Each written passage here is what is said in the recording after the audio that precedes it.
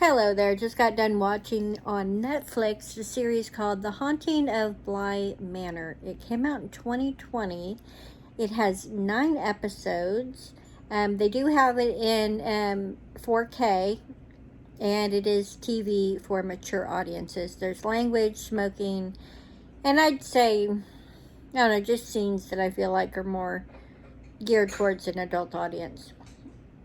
It says, the basic storyline is a nanny gets a job in England at this little manor that's kind of, away from town. It's kind of, whatever. She shows up there, and things start happening that, of course, are related to haunting and blah, blah, blah, blah, blah.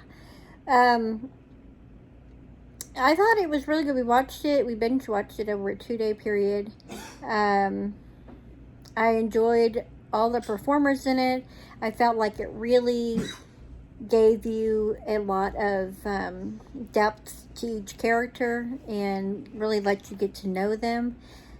I felt like the pace of this series was fairly good. It is on the slower side with the pace, but it did keep a steady pace, the same ratio throughout. The final episode I felt like was done well. And yeah, I enjoyed it. It was one that I would strongly recommend. Out of 5 stars, I would give it a solid 4.5. Yeah, it was good. Yeah, like I really thought it was, really enjoyable. It was made you think. It is a series you have to pay attention while you're watching. Yeah. You can't, multitask because you'll get lost. You really do have to kind of pay attention. And it's almost like you're putting together a puzzle. You kind of have to piece it together as you go as well. But, yeah, I thought this was a good one. I'll see if I can find a trailer or something, some kind of link that I can pin below for y'all. If you've seen The Haunting of Bly Manor, let me know what you thought of the series.